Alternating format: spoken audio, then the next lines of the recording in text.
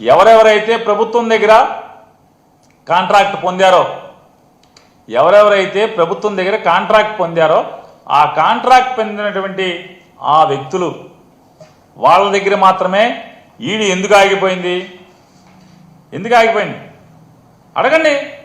ఈడీని మీరు మాట్లాడుతున్నారు కదా పార్లమెంట్లో, నియోజకవర్గం సంగతి, ఈ రాష్ట్రం సంగతి, పల్నాడు ప్రాంతం సంగతి, లేదా దక్షిణ భారతదేశం సంగతి గురించి మీకు ఏమీ గోల లేదు కదా. మీకు ఎంతసేపు మీ చిలక పలుకులే కదా. మరి దాంట్లో ఎక్కడ ఆగిపోయింది?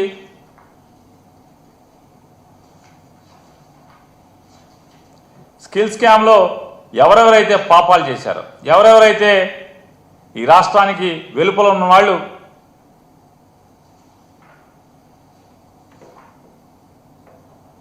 $380 కోట్ల రూపాయలు సుమారుగా ప్రజల సొమ్ముని దోచుకున్నారని చెప్పి ఈడీ కేసులు కట్టి అరెస్ట్ చేసింది కదా. మరి దాంట్లో ఇంకా సగంలో ఎందుకు ఆపారు? ఈ స్కిల్ స్కామ్లో సగంలో ఎందుకు ఆపారని కూడా గట్టిగా పార్లమెంట్లో మీ గొంతుని గట్టిగా లేపండి, గట్టిగా వినిపించండి. అలాగే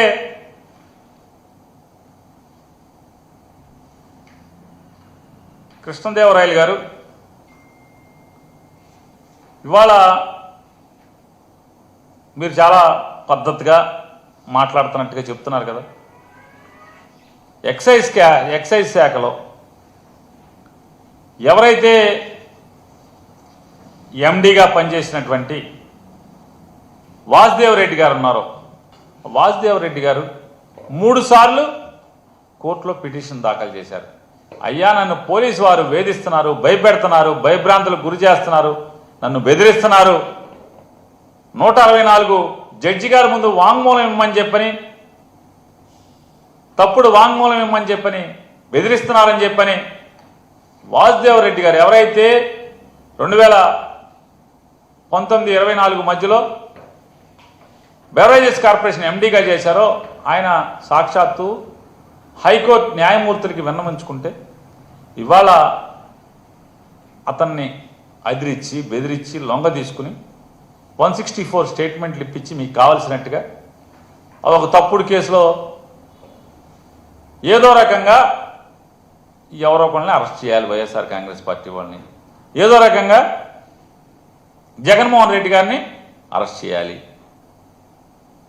మీ నాయకుడేమో, ఎవరైతే ప్రస్తుతం మీ కొత్త నాయకుడేమో, ఇప్పుడు మీ కొత్త దేవుడు ఉన్నాడు కదా, కొత్త దేవుడు చంద్రబాబు నాయుడు గారు, మీ కొత్త దేవుడు చంద్రబాబు నాయుడు గారేమో ఈ 300 చిల్లర కోట్లు ఎవరికో దోచిపెట్టి ఆయన ముద్దాయిగా అయితే, ఇవాళ జరుగుతున్నది జగన్మోహన్ రెడ్డి గారి ప్రభుత్వంలో కంటే కూడా ఈ ప్రభుత్వంలో ఎక్కువ డబ్బులు మీరు డిస్టిలరీకి, అంటే ఎవరైతే మద్యం తయారీ కంపెనీలకు పే చేస్తారు. ఎందుకు పే చేస్తారు? మీకేం కావాలో వాళ్ళు ఇవ్వాలి కాబట్టి. మీ నాయకుడికి, మీ కొత్త దేవుడికి ముడుపులు ఏ రకంగా కావాలో వాటిని పెంచడం కోసమే కదా చేసి వాళ్ళ ఎవరెవరో అమాయకుల పేర్లు చెప్పి ఎవరెవరినో